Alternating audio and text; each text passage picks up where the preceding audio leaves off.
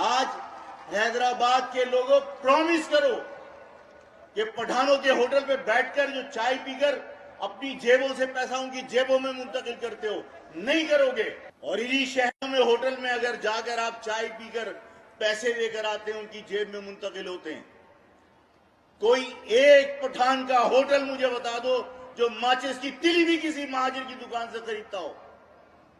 تمہیں احساس ہونا چاہیے کہ جو شخص تم سے کاروبار نہیں کر رہا تم اس سے کاروبار نہیں کرو گے. اگر کوئی تمہارے ساتھ کاروبار نہیں کرتا تم بھی اس کے ساتھ کاروبار نہیں کرو گے.